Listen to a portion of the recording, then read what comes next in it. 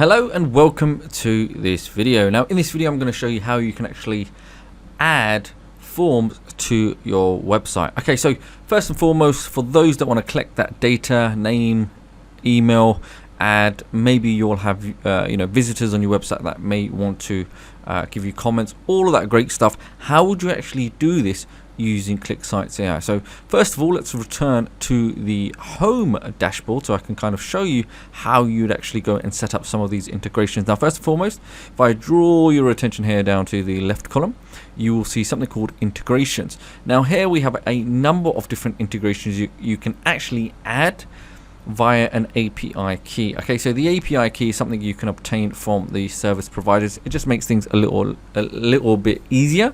However, depending if your integration is not visible here, your autoresponder is not visible, it does not mean you cannot embed your opt-in pages, okay, or your forms directly from your autoresponder provider, because with ClickSitesAI you can actually embed HTML code anywhere on the website, so you are not restricted in any way, shape or form. So straight away you can see I've got get response set up. There is a tutorial on this, and when data is collected, or names and emails, it will then be dropped into the lead section if you have no connectivity here. If you want ClickSitesAI to be saving that information for you, it will do that if you have no other integrations whatsoever. So here you can see under leads, here's the information that is being collected, and then you can obviously export as a CSV file, and then you can update it and upload it to your autoresponder of choice. So straight away let's go to pages, and let me show you how you set up a form to your website. So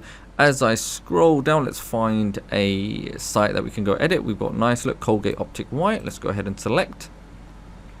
Let's go and edit. So the first port of call is I decide where I want to add that form, okay, onto my page. Now for demonstration purposes, let's have a look. Okay, I've got this blank template here. Let's delete this and let's actually remove this one as well. Let's just imagine we're starting something from scratch. So I've got a couple of ways I can do this. First of all, I can go to the sections tab, select all categories. I will select, let's go for contact, and within the contact section we have a number of different templates. Okay, so here you can see send us a message, and they have the fields in question such as name, email, and even a message prompt. So this one looks nice and clean. And now with this, you can see it's got a small field here. I have the ability, if I want, I can extend it, make it smaller so it's more presentable. I can actually go in to the settings tab, just toggle that there. I can change the color of it, and I can customize it. I can add a gradient to that. Whatever I want, I can do. Okay, or I can put a background image. Now this one, let's put it as black, and I can go to the text color prompt, put it as light, and now you can see that has now been added. Okay. Now the next port of call is, once I have this section here, how do I actually set this up and integrate it? So what I now need to do, I want to go to the section here to the left, and we'll go to forms. Okay, this is going to be critical. This is going to be the important part.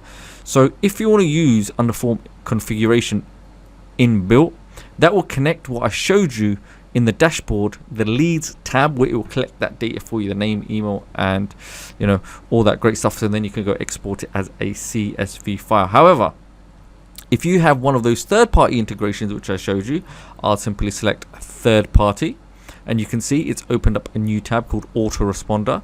I'll simply go to select autoresponder, and you can see the one I've connected is apparent there, get response. Now once I connect that, you can see it's just simply communicate with get response, and now it's opened a new tab called list. So depending on your autoresponder, if you set up a specific list, whatever list it may be, make sure you got it set up, and it will then be shown and visible in this drop down here. If I go here, you can see I've created one called ClickSitesAI.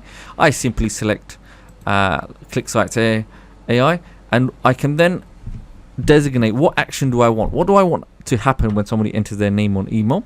I can either have them stay on the page itself, okay, then it's submitted, or I can redirect to another URL. So say for example, in the essence of, if maybe you're doing an opt-in form, maybe a download page, maybe you're doing a giveaway, ebook, meeting booking page, it doesn't matter.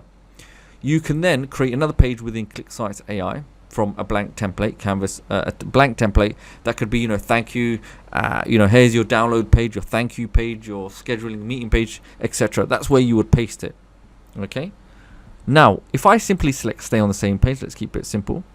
And there is something called a webhook. There is a tutorial on this that you can actually use a third-party webhook that will then automate and do the entire process for you. However, in the essence of this, here we can see this is how you would add your form into your page. Alongside that, there is an integration for forms. That's how you set that up. However, let's just say now, let's go for something a little bit more advanced. Now, let's say we start off with a canvas. Here's a blank canvas that I create. Okay, and now I can simply go to content blocks. I go to contact, and it's the same scenario. Now I can actually simply get a content block here, drag and drop, and I can place that anywhere on the page. So you've got a number of different solutions you can do this with, and there's nothing stopping me. Also, if I want, I can put this here, down below here.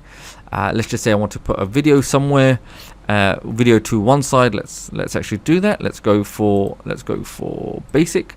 And just imagine if I want an image there, maybe a video, I just simply drag and drop, and then I have a video with my opt-in there, and then I can customize the back. I can change things around to make it a little bit more appealing, put a gradient there, and then my block is done. Or I could put a graphic there that suits this. Now, that is a simple way of doing it also, and I'm not limited just to those sections. Anywhere I want, let's say contact, I can go ahead, let's put this here at the bottom. I can add that there. Let's go for another one. I can add that there.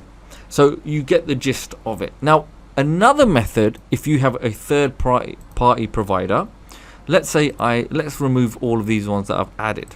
Now, depending on your autoresponder, everyone is going to be different. However, for this example, let's just say I was using GetResponse. Now, typically with GetResponse and many other form builders, they'll give you a type of code, okay, HTML code.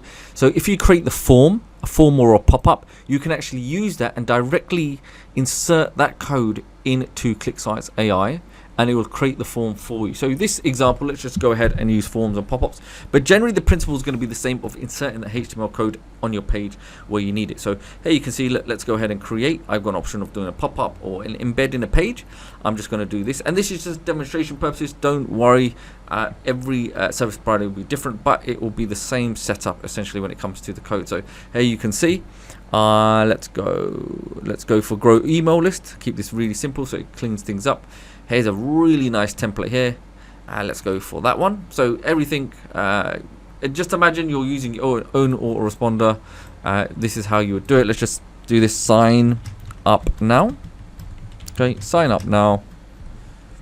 And let's just get rid of this, keep it really simple. I simply select next. And you can see on this particular service provider, they're not all going to be the same. However, it will be the principle the same of adding codes. I want to show you how easy it is to add codes into ClickSitesAI. So here it's asking me, look, the page URL where I want to embed it. I come back here, I go to publish, and that's the URL like so. I can take that link address, come back, insert it. Next, it's asking me for Web Connect. Okay, now this is where things become easier. So just imagine if you've got any tracking pixels, any data pixel, Google Analytics, whatever it may be, I take this code and it's asking me add this snippet. Okay, add this snippet into the head section of your pages. So this will essentially apply for anything, but for this demonstration, I come back and I close. I go to the HTML section here, and the header section is going to be right at the top. Okay, so you can see one already there. Just imagine I delete this now, and this is the header section like so. Let's just say this is the header section. I can just move things one line down, and now I have a, see this field where it says number 1 is completely blank. I post in this into the header section, and that's it. You can see GetResponse Analytics, the start and the end. Simply select OK, and that was it. That one piece of code is done. Now for this particular example, let's go, it's saying Web Connect, that's done. Now embed form code. So if you have a HTML code, I can copy that now to the clipboard. It's asking me paste it anywhere on my page I want this to appear. So for this, let's go for a let's find a page actually. Let's create something a little bit different. Let's just say, yeah, let's just go for this. Okay, let's go to basic, and if I scroll down, you can see HTML here. Let's just do drag and drop, and you see it can say it says code block. Now what I need to do, I go to the settings, and it's asking me, hasn't it, to add the code anywhere on my page. And remember, this is a HTML block where I can put the code in there and I'm ready to go. So imagine if you have your HTML for your embed code for your pop-up, this is where you'll place it. For mine here, if I simply go ahead, let's just delete all of this. I paste this like so. Let's keep this nice and tidy.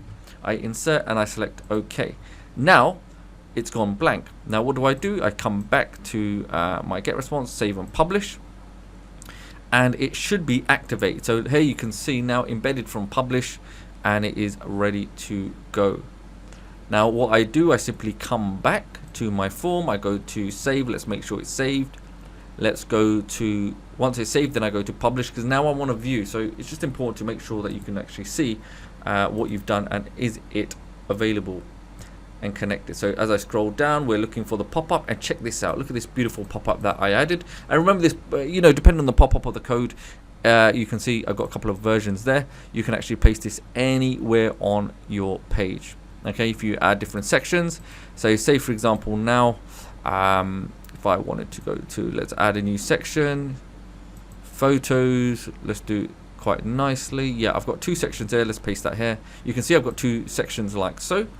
If I wanted to, actually let's go to contact, because they're more specific. Contact pages, get in touch. I could simply come here and you can see now it's split. The container is split. There's nothing stopping me now. Just below I can put that HTML code. I come back, let's get rid of that. Let's paste my special code in there. I come and I save, and what we should see, the form now below this graphic. So imagine you've got an ebook cover, download cover, etc, etc. I come back and we can now test that it's live and working, and just like so, can you see now that form is embedded anywhere on the page. So it's completely, it's up to you, depending on what service provider you're using. That's essentially how you'd actually build a form, whether you're using the inbuilt form builder, the templates that you have. Simply come here, you can see contact. Let's go and find contact. It's already on there. I select a page like so, and there you have, we have the page already set up to go. And stuff like this you can obviously extend, make it smaller depending on what you're looking for in terms of the size, and you can customize it. So having said that, that's how you would insert, or first of all, that's how you would create contact forms for name, email. And also another way, if you want to do it a custom way, and one example is using GetResponse, but every service provider will allow you to build a form. Just go to your service provider. You can watch the demo versions. You can go into YouTube and watch how you would actually create that form or pop-up, design it, and then even the aspect of connecting it to your designated list. Okay, so hopefully you've enjoyed this video, and I shall see you in another video. Okay, take care. Bye-bye.